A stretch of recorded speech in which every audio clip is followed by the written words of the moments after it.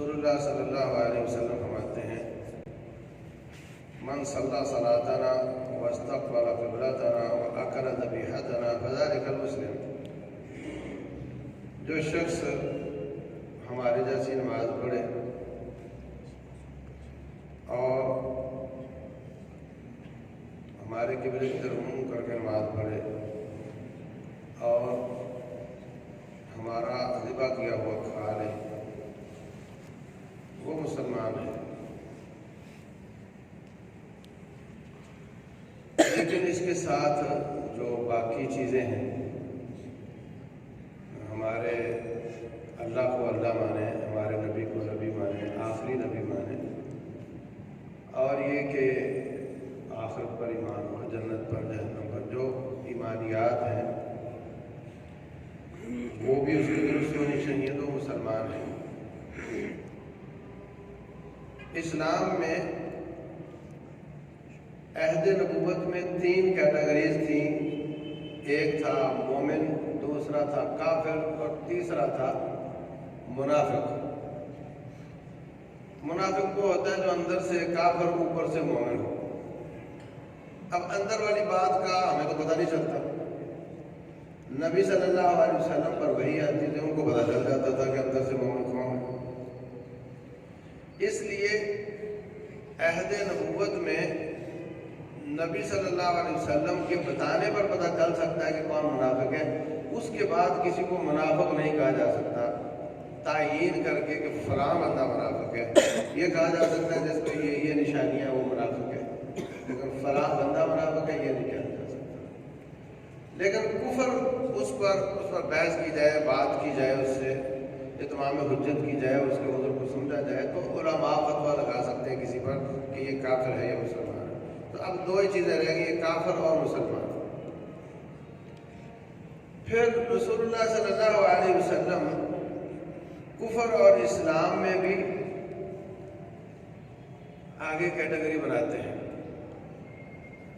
جو اللہ کو اللہ مانے، اپنے نبی کو نبی مانے، اپنی کتاب کو کتاب مانے، ہماری کتاب کو نہیں،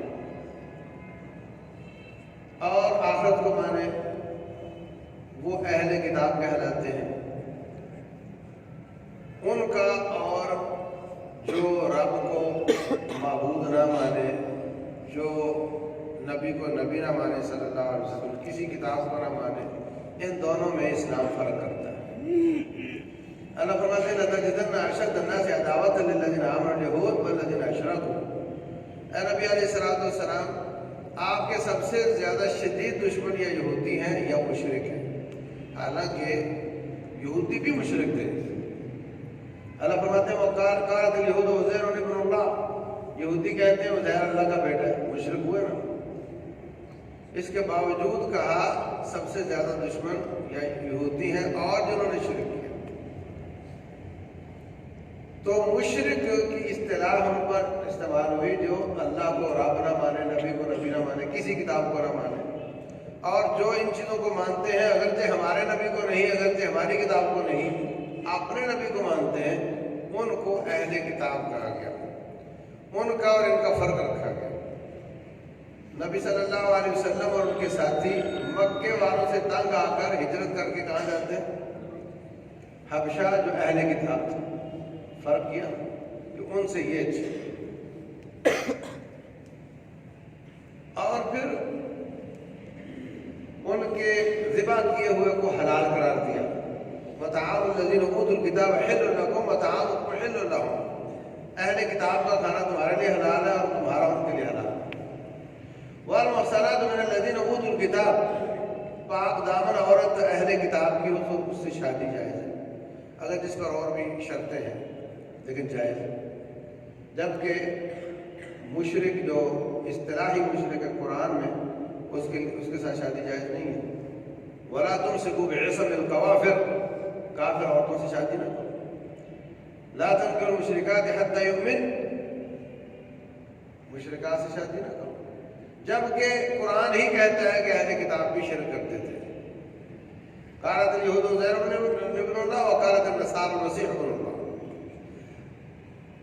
لقد كفر الذين قالوا ان الله ثالث ثلاثه، اس نے کفر کیا جس نے کہا اللہ تین میں سے ایک ہے، اللہ ان کو کافر بھی کہتا ہے، اللہ ان کو مشرک بھی کہتا ہے، اس کے باوجود جو کچھ ایمانیات پر ہیں اور کچھ پر نہیں ہیں ان میں فرق کر رہا ہے۔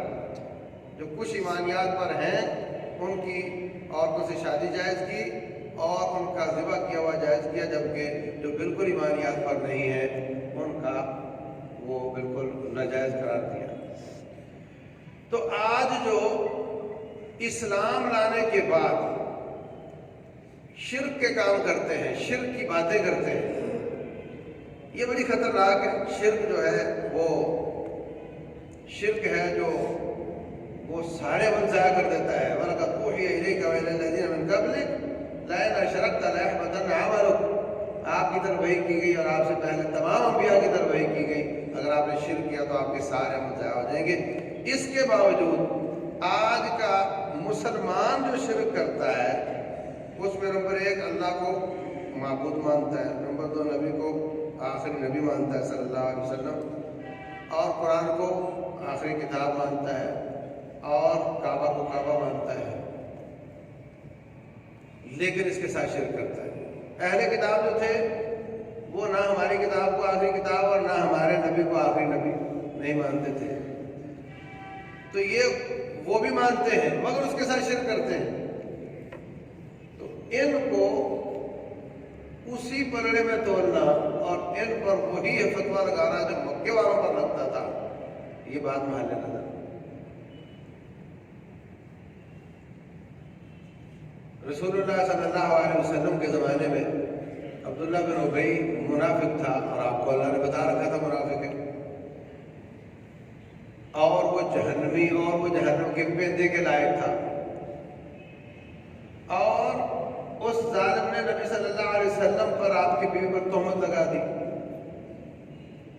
آپ کو تکلیف دی۔ اس کے باوجود آپ نے اس کے ساتھ مسلمانوں والا سلوک کیا، جو مسلمان کا پروٹوکول ہے اسی طریقے سے۔ اگر واضح کافر ہوتا تو اس کو وہ کافروں کی صف میں ہوتا، اس پر حملہ ہوتا، کیا کچھ نہیں ظالم نے کیا۔ احد میں 300 بندے لے کر واپس آ گیا مسلمانوں کو ذلیل کرنے کے لیے اور الزام لگاتا رہا، لیکن آپ نے اس کے ساتھ مسلمانوں والا ہی سلوک کیا۔ اب اس کا جنازہ پڑا، اس کے منہ میں لعاب ڈالا مرنے کے بعد، اپنی چادر اتار کر اس کا کفن بنایا۔ تو جو کلمہ پڑھ لینے کے بعد اس طرح کے کام کرے جو کفر جن پر فتویٰ لگ سکتا ہے، اس کو اس کے کلمے کا فائدہ دینا چاہیے۔ اللہ کے نزدیک ہو سکتا ہے وہ لعاب سے برا ہو، لیکن جب اس نے کلمہ پڑھا ہوا ہے تو ہمیں اس کو فائدہ دینا پڑے گا، کلمے کا فائدہ دینا۔ اللہ تبارک و تعالیٰ نے منع کر دیا آئندہ ایسے شخص کی جنازہ نہیں پڑھنی۔ عبداللہ بن ابی کا جنازہ پڑھنے کے بعد اللہ نے کہا، فرمایا کہ ایسے شخص کا آئندہ جنازہ نہیں پڑھنا، منع کیا۔ تو یہ تو آپ کے ساتھ خاص ہے نا کہ آپ کو بتا دیا تھا کہ یہ منافق ہے تو آپ نے نہیں پڑھنا۔ ہمارے لیے تو منافق اندر سے ہوگا، اوپر سے ہمیں تو مسلمان والا سلوک کرنا پڑے گا۔ تو اس لیے ہمیں اس وقت جو چل رہا ہے نا، ہر فرقے میں مشین چل رہی ہے، اللہ معاف کرے۔ دیوبندی کے پیچھے ایک بریلوی گاؤں والوں نے جنازہ پڑھ لیا ہندوستان میں، میرے پاس کلپ موجود ہے۔ مولوی صاحب نے کہا سارے گاؤں والوں کا نکاح بھی ٹوٹ گیا اور سب کا ایمان بھی ٹوٹ گیا، تجدید ایمان پلس تجدید نکاح ہوگا۔ اور پھر خود دیوبندیوں وہ بریلوی کے پیچھے پڑھ لیں تو اس طرح کے فتوے، اور پھر اندر حیاتی اور مماتی کے چکر ہیں، حیاتی کے پیچھے مماتی، اس کے پیچھے حیاتی، تو یہ تقسیم در تقسیم مسلمانوں کو کاٹتی چلی جا رہی ہے۔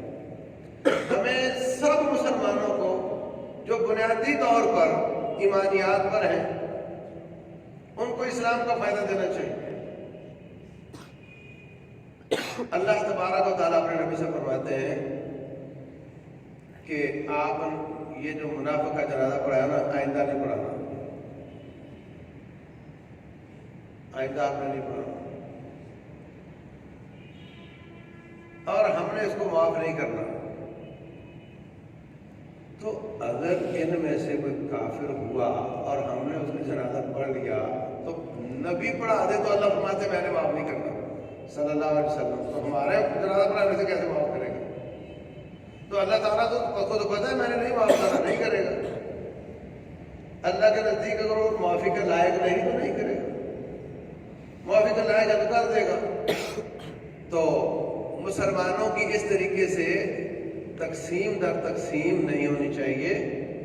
جو بنیادی عقائد پر ہیں ان میں جہالت اور بسا اوقات لالچ، بسا اوقات اس طرح کی چیزیں جس کی وجہ سے علماء اپنی عوام کو صحیح بات نہیں بتاتے، ان کا علاج فتوی بازی نہیں، ان کا علاج دعوت ہے، ان کا علاج خدمت ہے۔ ان کو اس طریقے سے سمجھایا جائے تو اللہ تعالیٰ اس کو مفید بنا دیتا ہے۔ اللہ اکبر، بہت فائدہ ہوا، بڑی لمبی تاریخ ہے، ہم نے دیکھا کہ اللہ نے فائدہ دیا، فتوی بازی سے نہیں بلکہ مناظروں سے نہیں بلکہ خدمت کے ساتھ، دعوت کے ساتھ، قریب کر کے حکمت کے ساتھ دعوت دینے کا فائدہ ہوا۔ یہی طریقہ درست ہے۔ واللہ اعلم، صلی اللہ علیہ وسلم وبارک علی نبینا محمد۔